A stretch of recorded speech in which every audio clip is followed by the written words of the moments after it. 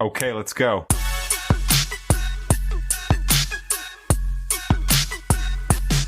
Hey friends of the Coachella Valley, Jose here from The New Mindset. Today we have a very special, unique episode. We are at our halfway point in the season, which most people call a mid-season. And this episode is very unique because we are going to be talking to our team. Fantastic set of individuals. We've been at it for how long do you think, Jellz? Oh, it's in fact been going by so fast. I know. I want to say like a month into this already. Is it a month? Maybe more. Maybe like a month and a week. A month and a week. How long do you 5 think, weeks. Seth? Man, I feel like it's been months, but Yeah. we have only started like a month and a half at most. I remember we met back in August, correct? Like middle August, and September things just started blossoming, and now we're here. We're in October. October. It's Friday the 13th. Woo! My favorite day. What are you watching tonight? I hate scary movies. Stop. No, I'm not lying. That's funny because you look like such an edgy. I would think you're into like child play. Like I think it's the dark hair. It's the dark hair and the really light skin. Oh yeah, that's what it is. Yeah. So you know who she is, right? She's Morticia. Well, what's your scary movie? Okay, so I love scary movies. I'm the opposite of you. I appreciate them, and I also think there is some art in it and some humor in it. But humor. One of my favorites that I have seen so far has been The Nun, but I'm very disappointed at The Nun too.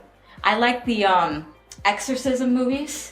Okay. Forget it. Forget it. Oh, no. You know, like I love the jump scares, makes me laugh sometimes, and I That's can't wait to cool. watch the new one Oh that came my out. gosh. That's really I cool. will never watch a movie with you. Scary movie with you. You won't get scared, you're gonna laugh. What's the last scary movie you saw? Oh my goodness. It must have been, I think, Saw.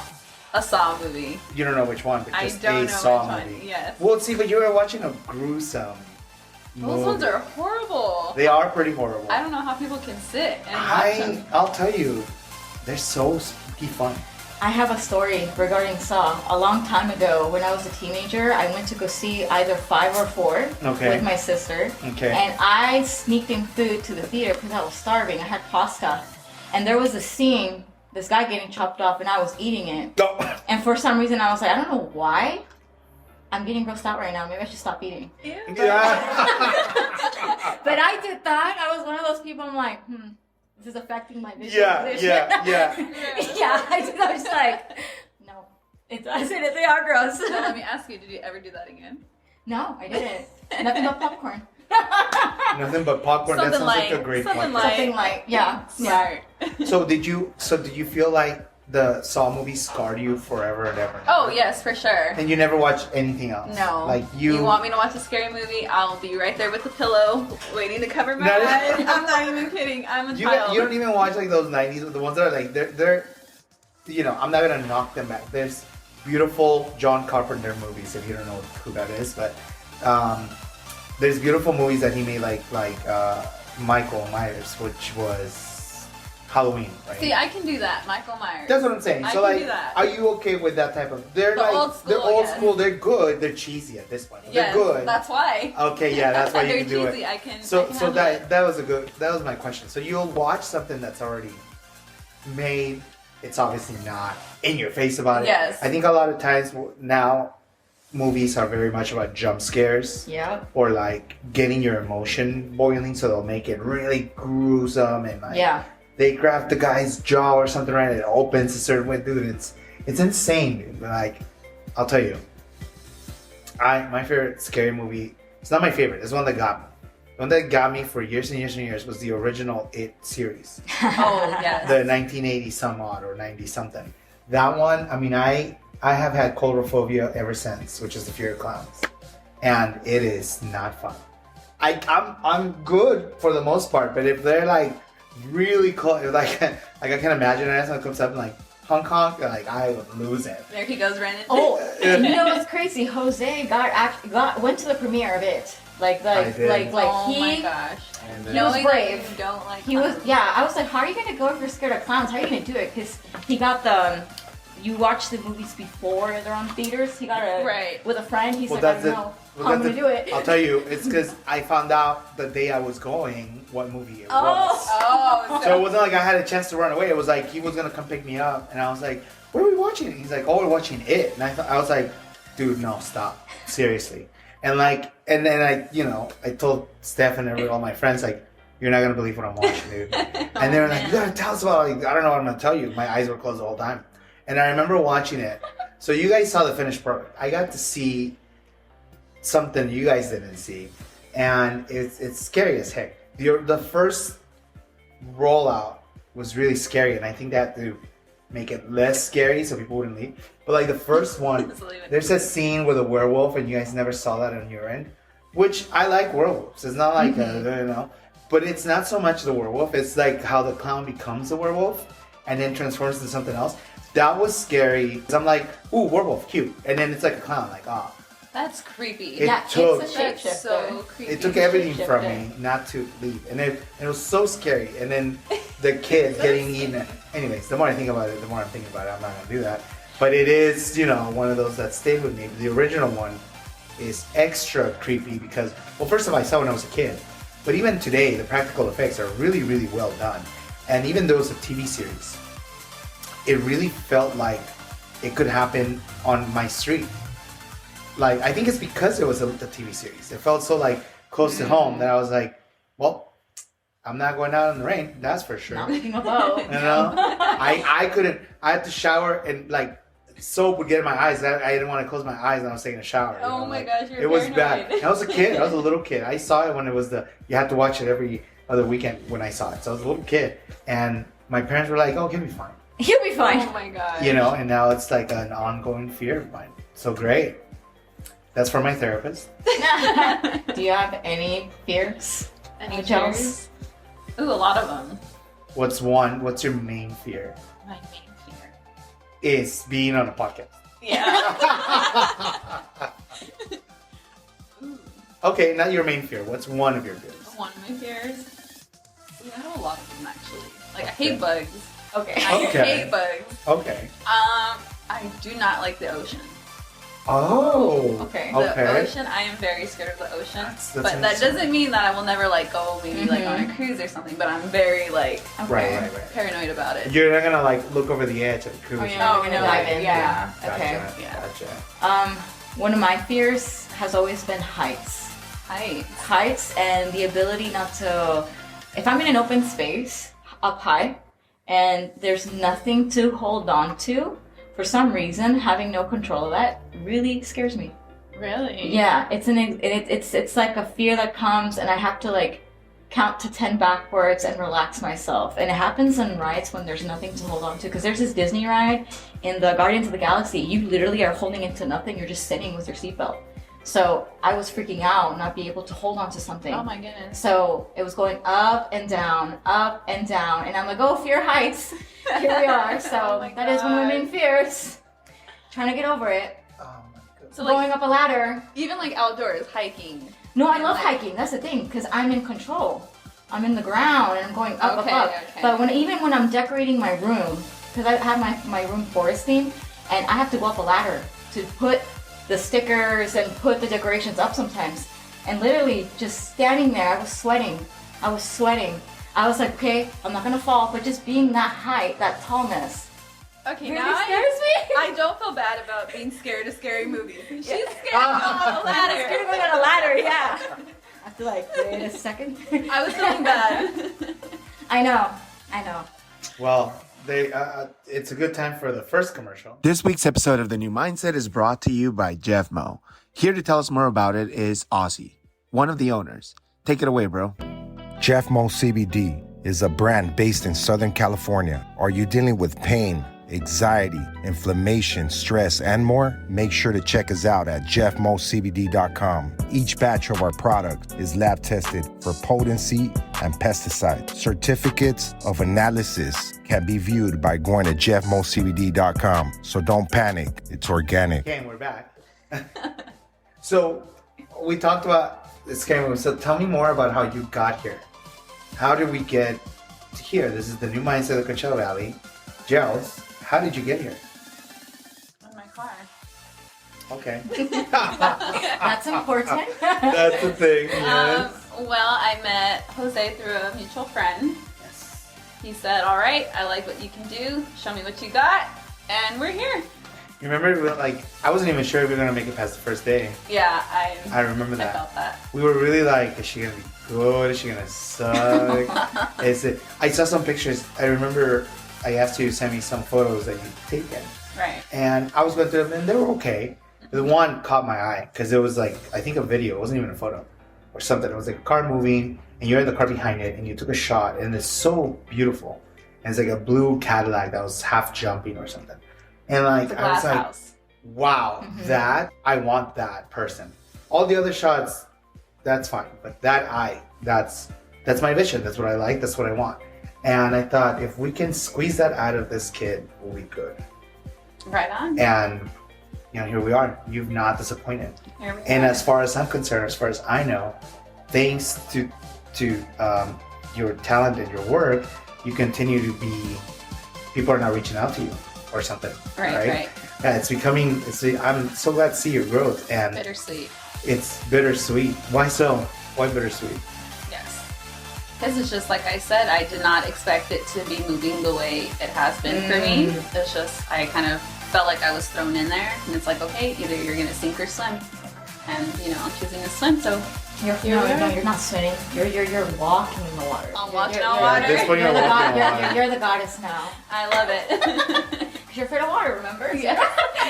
You're like, I love it. That's right, that's So right. maybe not swimming. Well, but the good thing about it is you really are exceeding expectations, and it's not like just the one time. Every time you come into an event, every time you've done something, your portfolio has grown, I'm sure, and you know, I just seeing your growth is excellent. And how old are you again? Thank you. I'm 28. Again, at 28, you're coming into a world surrounded by certain individuals, and as you continue to grow and learn, your path will continue to move and grow alongside the best thing that works out for you. And I think you're going to be great. I honestly, what you do right now is great. It can only Thank be you. better, right? So Right. your future is fantastic, and I'm glad that we're a part of it and help you in every way. Well, thank you for being a part of my journey. Of course. And Steph, how did you get here? Well, I do have a background of journalism. I'm actually a journalism student at College of the Desert, and I've been involved in the media for quite some time, for over 6 years. I've done the Desert Sun here in the Coachella Valley as an internship, and that stemmed me to want to continue in writing. So I'm a writer. I've been on television. I do have movie background as well, being independent films, short films. So I do have a very good grasp on media, radio, and I got contacted by Jose. He knows my work. He knows my writing abilities, and he wanted me to be the editor-in-chief for the New Mindset of the Coachella Valley. And I do have that title as a background because I was the editor-in-chief for the Chaparral in College of the Desert, and I had to lead my team during the pandemic, which was very difficult. But we thrived. We issued so many articles in that time, and now I've seen some. my writing. But so when I got asked, I was like, yes, I will do it. It's I'm ready for the new challenges, and I want to have more experience. Because even though I have journalism background, news reporter, articles, writing, I do want to stem more into like, okay, podcast, let's go. What's gonna be, what's new for me? What am I gonna, what growth can I bring more to the table, you know? Right. So as an editor-in-chief, I'm also learning in the journey and, you know, kicking butt. Yes, So, you yeah. are. Yeah, I mean it's you're right. I've read your articles from when you were at the Desert Sun. Definitely read some of the articles from the Chaparral, and knowing that you were able to lead a team of, how many were you guys? 7, 8 people? We were about 6 people. Yeah, We weren't so- big, but dealing with the psychology of students who felt overwhelmed that they Right. weren't able to be in the studio and like they had to work from home. I had to be more of a like, okay guys, we need to like keep writing, keep working together during such a difficult time. So I tried making it really fun for them over Zoom. And this is important. I mean, understanding that people rely on your guidance for what I would consider some of the tough times of the earlier decade that we can all remember. It really feels like not only are you capable of writing amazing stories, you are an amazing story. And that is very key in listening to people's stories. You want to have somebody on your team that can understand them in a way that can be heard correctly. Because sometimes a simple conversation can be just A to B, but getting the right message from that person can be more complicated. And that's something that you have a very interesting strength in. And just like anything else, everybody has their own strengths and weaknesses. Thank you. Nobody's perfect. Nobody has any one strength that can overpower anyone else. You definitely need somebody steering the ship, but it doesn't help if the oars aren't going in the right direction. And you guys definitely help and make it go in the right direction alongside anybody that's come and gone from the show as well. That's really fun moments. I mean, we definitely have had a lot of fun. Oh, for sure. And there's definitely some moments that are coming that are probably not going to be as fun. And we got to keep rolling with it. Right. And we got to keep moving forward, and we got to keep pushing through everything. But yeah, so let's cut to another commercial. And when we're back, I think the girls are going to interview me for the first time. The new mindset of the Coachella Valley is brought to you by BuzzBox. Here we have Steph, our new editor-in-chief, to give us a bit more info on them. So what can you tell us about it? You know what's great about BuzzBox? Let me tell you. It's eco-friendly, has natural ingredient-infused cocktails, and the packaging is vacuum sealed to lock in all its natural ingredients. It's gluten-free, it's kosher. Yes, BuzzBox premium cocktails are meany and mighty. Okay, and we're back. All right, ladies, take over. Okay, all right, Jose Esparza. So tell us. Tell us a little bit about yourself and your background. As far as what? Well, as the producer, do you have producer, like what is your experience in producing, since that is your expertise in the podcast? I've been involved in multiple companies and multiple TV shows, multiple movie sets. I think it's funny, my life was always kind of related to the art world, right? Though my parents always wanted me to be like a doctor. I definitely had those goals and aspirations when I was growing up, but then I got introduced to the world of theater. And theater is a venue through which you could use your whole body to tell a story, and your voice and your skills as how you can portray yourself to the person, like, right? Be the white canvas so that they can find themselves. And in learning that, I think it wasn't until like high school that I truly delved way more into it, to a point where like I literally had to learn how to die on stage, which doesn't sound flattering, but like there's an art to it. And like you can't just like right. There's more to it. And like I always took everything personal. Like I've always wanted to be what people wanted me to be. And I guess I know that sounds kind of weird, but like, hey, you want me to be a papaya man selling these papayas, and it's anime. Like I want to make sure I fit the role. And in doing so, I learned how to correctly, or at least as much as possible, kind of put into words what I would like an image to be. And I didn't know that would become a job as a producer, to kind of get an idea, put it on paper, and then do every step that you can to make that a reality. And it's, I feel like it sounds easy. It really does sound easy. And when you have experience and you've done it for some time, it becomes easy. But in the sense of like, it's easy for you to write it, it's easy for you to say it. It's another thing to actually put it in motion. Right, so right. That's the part that sometimes truly is the hardest part. But to answer your question, I've been a producer for this show, its lifetime, and for other shows for well over 2 decades. I'm 35, and I've been doing this since I was about 19 years old. And I've been producing stage production and stuff even before that. But it was never like, I was always the one following the person, right? I was always kind of under somebody's wing. learning The from shadow. different people. Yeah. And so the man you see here today is a product of 12 people I shadowed. To name a few that are important in my life, I would say Mark from the Santa Fe Springs Playhouse is a fantastic man who's in charge of this community playhouse. And under his leadership, I learned everything and anything there is to know about creating a production on a budget, which I think is a very lost art that a lot of people don't understand. And it is very hard to save $5 on a piece of wood, but it's very simple to want to build a whole set based on that. So like, you know, there's so many aspects of it. Things to that aspect of learning how to create things on the fly that doesn't cost you a lot. That is the real strength. My experience kind of relates to how fast I can solve a problem. So I don't think a producer is a person that takes their ideas, puts on paper, and gives it to people. I think a producer really is the person that can solve the problems that come from it in a timely manner so that everything can operate correctly.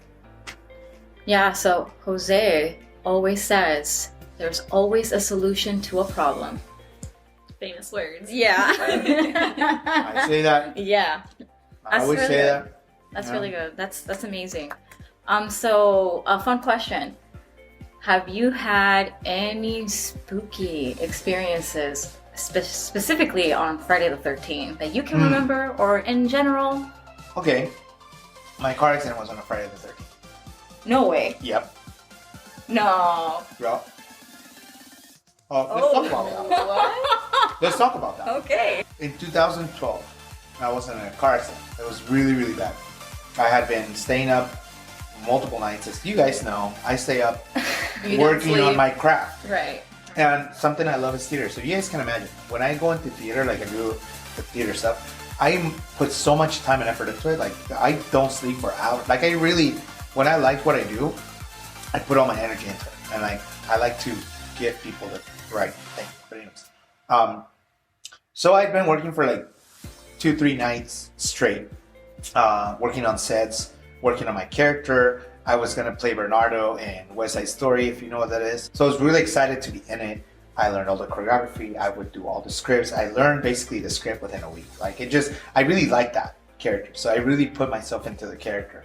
And a lot of that character is like work hard, play hard. So a lot of what I was doing at the time was working hard on all my projects so that I can kind of get into that character. And at that point in time, there were these, if I remember, two musicals were happening at the same time at this playhouse. And so I was creating sets for one, and I was Bernardo for the other one. They were happening simultaneously. So one was gonna run like one weekend, the other one's gonna run like that night or something like that. So then I was putting so much energy into it that I didn't focus on my sleep or my eating habits, and I was just, tired or whatever. So one time a friend of mine, she lived far, but I was like, yeah, I'll take you home. Why not? I drove her home, and it was quite far from my house, probably like an hour drive or something. Oh man. And like, she was like, hey, why don't you stay on the couch? Like, you don't have to drive. I don't think it's safe. Like, you're kind of dozing off. I'm seeing you kind of fall asleep. And I was like, nah, don't worry about it. I can probably cut through the freeway and get home faster. I came through the street, so I'll just do it that way. It's probably like 1 or 2 in the morning.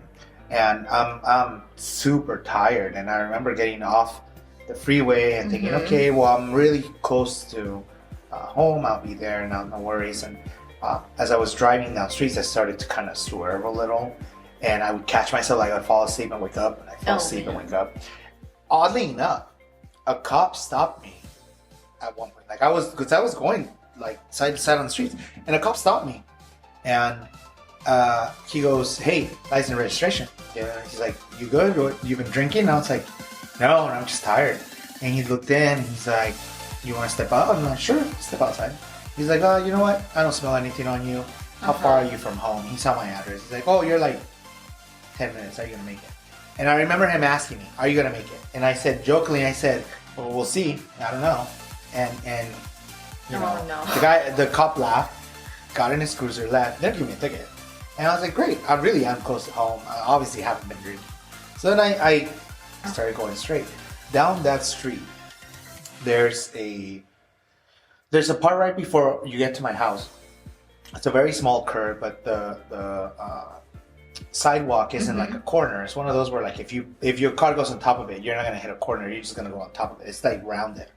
And so as I was driving, I was falling asleep, and this big corner comes out of nowhere, which is really not big. It's just like you can smoothly sail across it. You don't have to make like a hard left. Right. But I was, falling asleep, so my car started getting on top of the curb. And now this is an area where there's a lot of train stations and not a lot of homes. And so if you guys don't know, train tracks have these little stones and pebbles. Yeah, right. And the pebbles is how they maintain it so that the wood doesn't break or whatever. And so when the car was getting on top of the road, what woke me up is the sound of the rocks hitting the bottom of the car. But you don't remember blacking out. No, I was just asleep. I was falling asleep. I dozed off. I must have closed my eyes for like 10 seconds, but that was enough. Wow. Enough for the car to get on top of the curb. And so like, in that moment, my instant reaction was to hit the brakes, but I guess I hit the accelerator instead because I wasn't awake, obviously.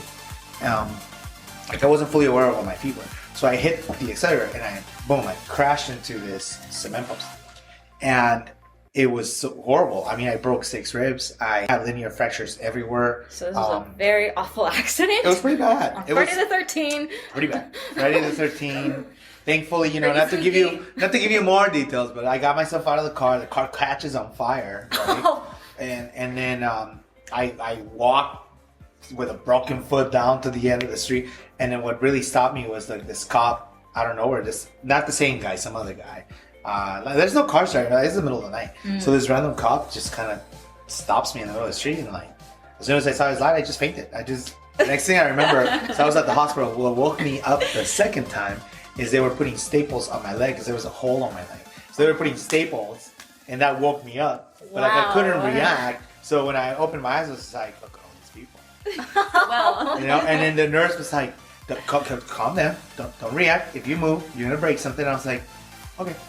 And I was just as calm as I could be. I think the adrenaline was still rushing, so I wasn't really feeling the pain. Oh, wow. And they were like, you know where you're at? And I said, well, no, it looks like a hospital. I have no idea. And then they're like, okay, you know where you live? Yeah, in my home. Like things like I was just responding as a thought.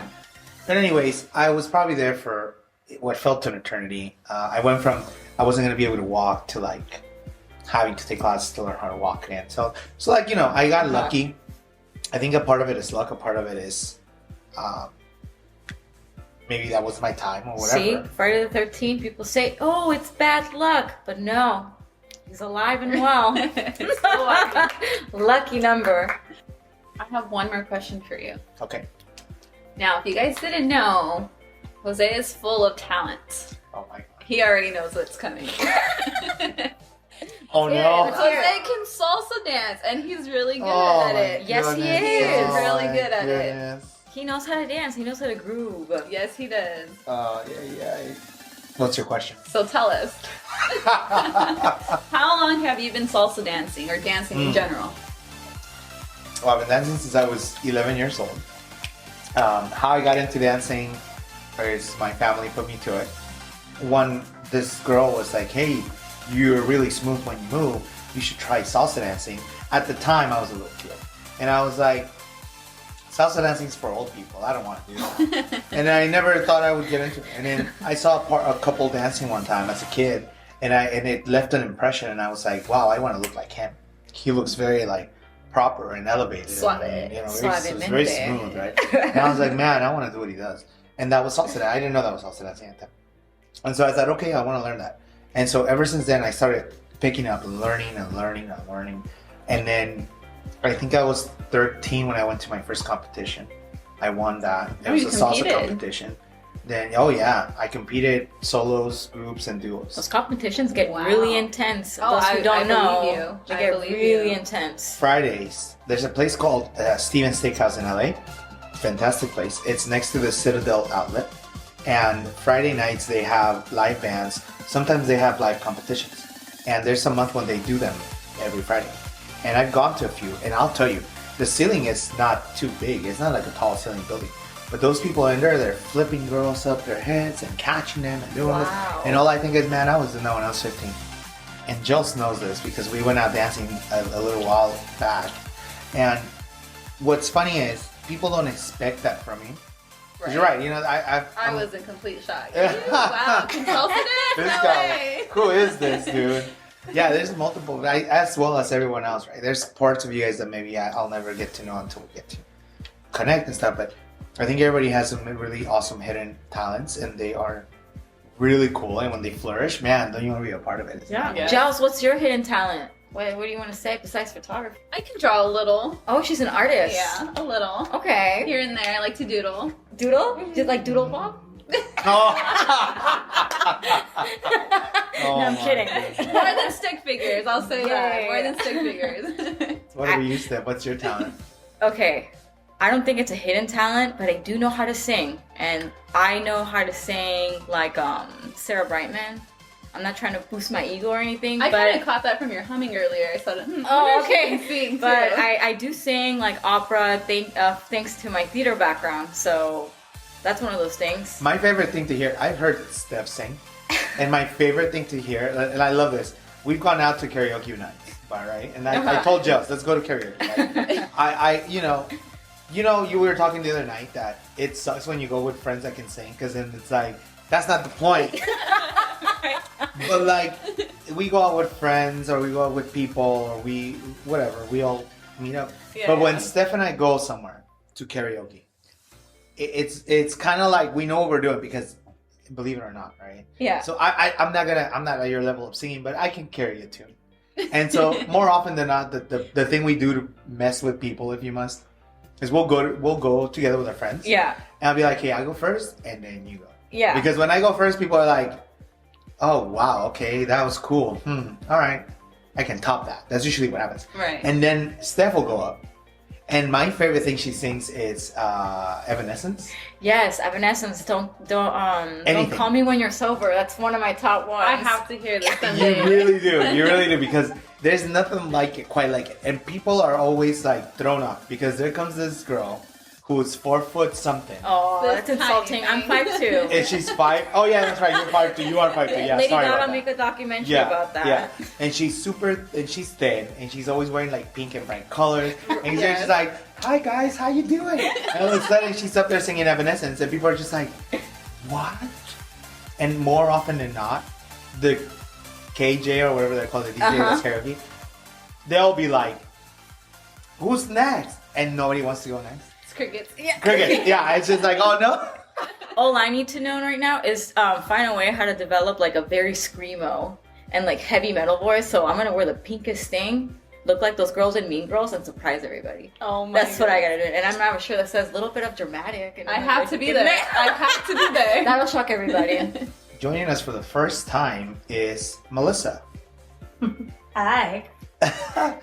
She loves being on the mic. Love Melissa. Fantastic part of the family. The thing about her is she's gone with us to these things, right? Yes. Melissa is our second photographer. Jellz is our first photographer. And, Steph is our editor-in-chief. I'm your host and producer. And we are here to talk to you guys about things that are coming and things that are new. But before that, I think the girls want to ask Melissa questions so our listeners can get to know her. Right, welcome Melissa. Yay! Welcome. Yeah. So Melissa, right now we are talking about Friday the 13th. Mm-hmm. And is this your favorite day? No, Halloween. Halloween's your favorite day? Yeah. Okay. Tell us, what is one of your favorite movies that you like to shout out right now? I would say Chucky, just because that's why my family used to call me. That was my nickname. So it has a sentimental value. Oh, so when the little guy's killing people, you're like, ah. Yeah. I don't know why they started calling me that. I don't know if there was something that I was doing when I was little, but You know what's funny about what's funny about Chucky? I actually met Melissa through the Chaparral in COD, and I asked her if she wanted to go out on Halloween night, and she dressed up as Tiffany. She did, and she looked amazing. And for those of you that don't know, Tiffany is Chucky's bride. Yes, and Yes. she was blonde during that time, and she What? yeah. Oh, I And don't see she that. looked amazing. I was like, oh my god, it's Tiffany in I flesh. have to see pictures. Yeah, so Yeah, she did a good definitely. job. Yeah. It was a long time ago.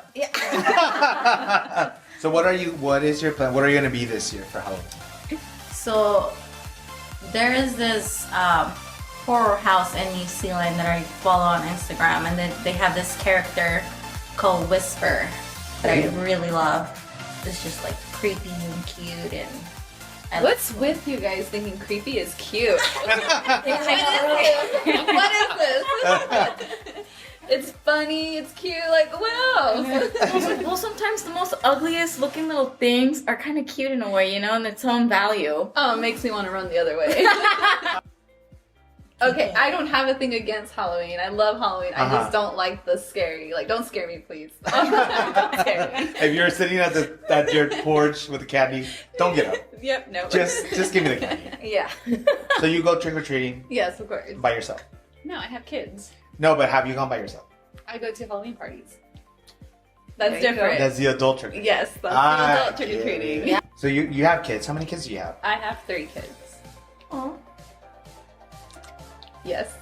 Where? How? I know we've had this conversation before. Every time you say it, I just can't. Melissa? Yeah, how? Well, When a 2 mommy and a people- daddy. Jellz is Exactly. extremely fit, so Thank you you. know, like I wouldn't have thought. You know, when you told me you had kids too, I was a little bit shocked too. I was like, oh wow, As most people you look are. amazing. Thank you. Yeah. Thank you. Yeah, those guns are. Put them away. I'm sorry. You sorry. I mean, that's cool. You know, you. How did you find the time to take your kids out, go out yourself to Halloween parties? Or how do you find time to be here when you have 3 kids at home? What's that process like? What do you do? Well, I'm very blessed to have a family that, you know, is hands-on with them. I have my parents, his parents, the grandparents, uncles and aunts who always, let me pick them up, let me take them out. And they also like to do like after school programs and stuff like that. So that's gives me my extra time. Oh, But you know what? As a mom, I don't think you should just put yourself in a category as just being a mom. I think you have to find your interests, your hobbies, things you like to do. Because at the end of the day, you still are your own person. You are an individual. So I think setting a time for yourself and like what works to make this family function the way it's supposed to, financially, physically, you know, I have to do what I have to do at the end of the day. yeah. Well. You Yeah. showed me. Tell us a little bit about yourself. How did you get to the new mindset? Well, like Stephanie said, I met her through the Chaparral. We've been friends since then, like back in 2019. Yeah. Long story short, we've just been hanging out ever since, like almost every day. Yeah. Wow. And Hit through it her, off. I met you, Jose, which, you know, I guess. Oh my gosh. But, you know, it's just, you guys started this new project. You have been super excited about it. You tell me all about it. And, you know, I was super happy for you guys once I knew what you guys were doing. And it just kind of, in a way, I got involved with the photography because I've been doing photography since I was 18. And it's just, one thing led to another. And you're like, you know, I'm the type of person that if you need me, I'll be there. And, you know, it's just, you kind of kept mentioning like, oh, the new mindset, and we're doing this, and we're doing that. Hint, hint. So Come on board. and now I'm here. Your expertise and your knowledge of certain things, including being a editor, is going to be very important in all the things that we're going to do and all the projects that are coming along and everything that's happening and how we're going to move forward with everything. And so it's a good segue into our last commercial.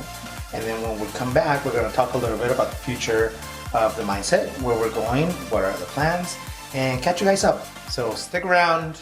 Here's the last commercial. Hit play. From our studio in Palm Desert, California, this show is brought to you by Level 111, producers of the hit show The Desert Brew on NBC Palm Springs. Now, back to our and host. now we're back. It's cool to hear everybody's stories, you know. A lot of times in these podcasts, you kind of just hear the host and the guest and all this stuff, but to get to hear the behind the scenes and everybody's part and role in it is very, very crucial. Well, with that being said, the new mindset of the Coachella Valley is brought to you by multiple companies. One of the main companies is Busbox. They are a fantastic sponsor of ours, and we love everything that they do for us, and we in return are very happy to hop on some projects with them. The new mindset is now going to be a part of a larger scope of projects. It is produced here at Level 111, and for the first time ever, we are opening Level 111 Studios to production of multiple podcasts. On top of that, we're happy to say that we are actively pushing the new mindset to become a YouTube channel. The YouTube channel is going to focus on all the behind the scenes of everything that happens to us through the week. We're going to be able to show you exactly how we go from point A to point B and all the ups and downs that it takes. It's actually quite fun. There's many times where we don't know if Jellz is available or Steph or myself. We get caught up in situations that are very funny that maybe we don't see, but we want you to enjoy that. We want you to enjoy the process and to enjoy the finished product. So be ready for that channel. It should be coming in towards the middle of November. And from us to you, we want to thank you for listening. This is not only our mid-season show, it is also going to serve as our end-of-season show. And we're moving on to season 2. Expect more fun interviews, expect a lot more videos, and expect the YouTube channel to become something very unique. I'd like to say thank you so much for all our listeners and all our guests that have supported and come to our show. Thank you very much. Well, there you go. That works. Thank you. Thank you, guys.